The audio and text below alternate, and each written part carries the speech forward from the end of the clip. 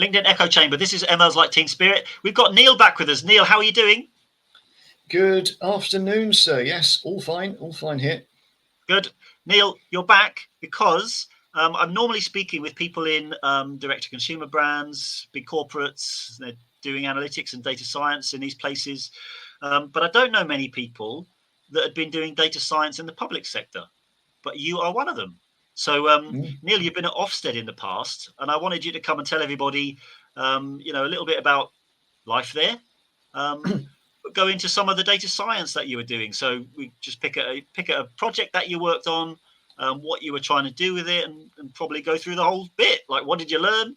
What would you do differently now that the project is done? So you've just explained it to me off camera. It was Ofsted is where you worked as senior data scientist. I'd love for you to refresh everyone's memory as to, what are Ofsted here to do?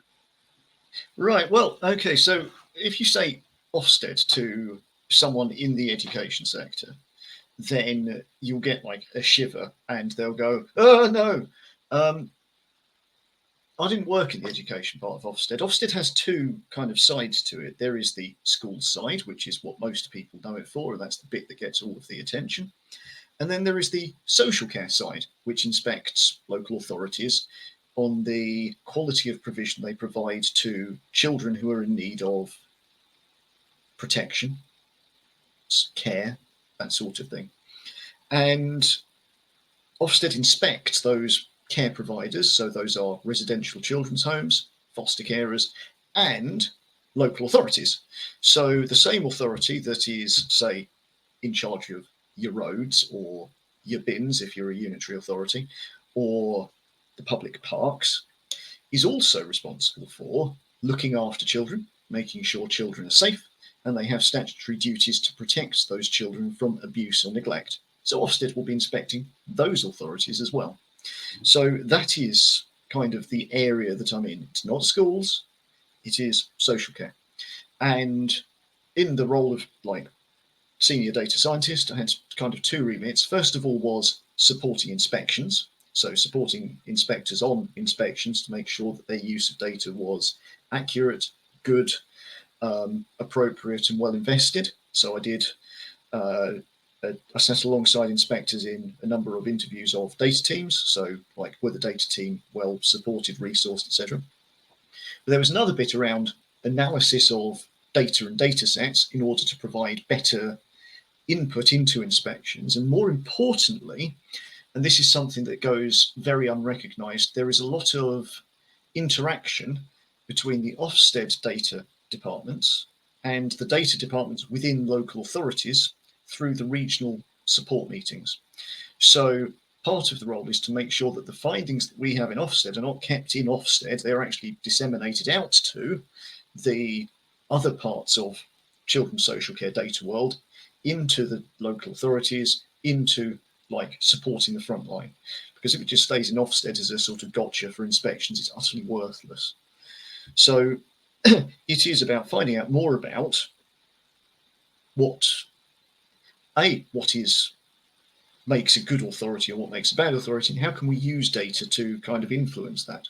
So the project that we kind of discussed talking about was, can we use data to identify if a local authority is likely to fail its inspection, and as a sort of corollary to that, what are the key indicators that would indicate if an authority is good or if it is inadequate. Now, as a spoiler alert, because I can already hear people's blood going, what?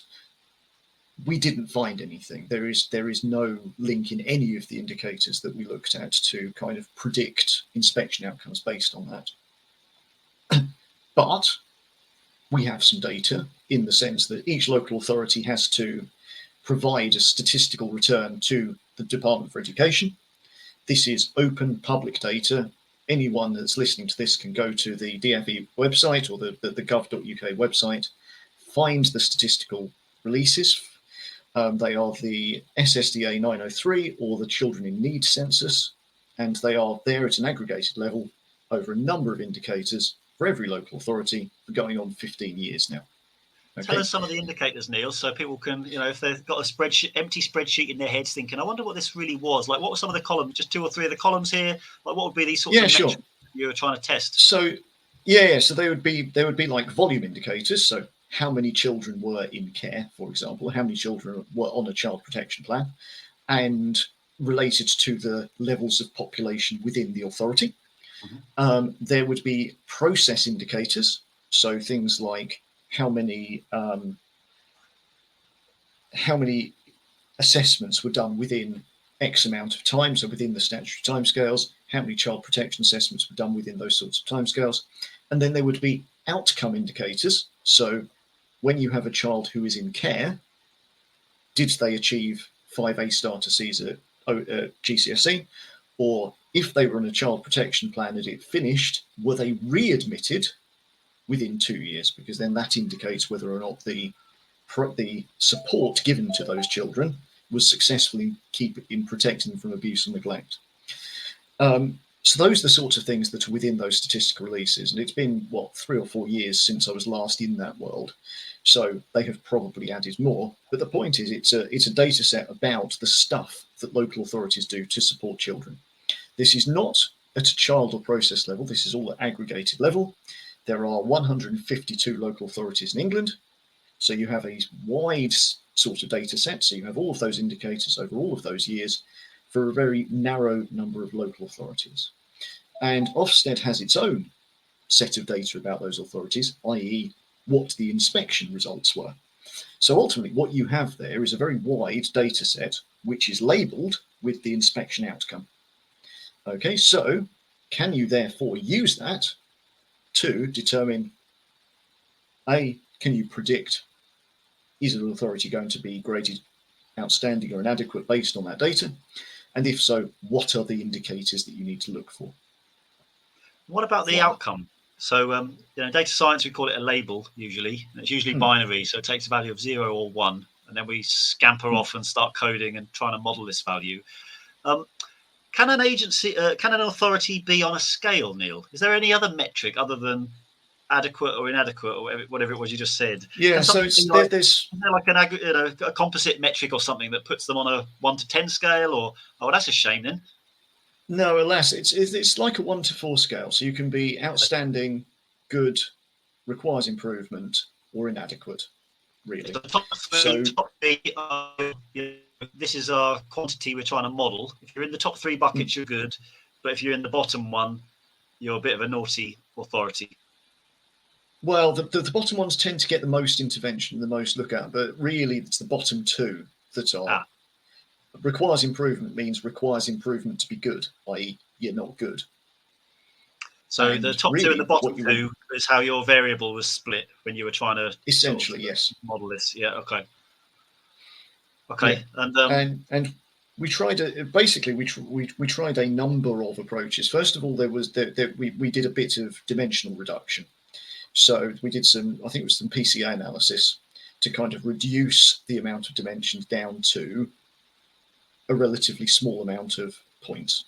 Okay, so we got it. So which were the most correlated together, and then those were then reduced down to various different buckets.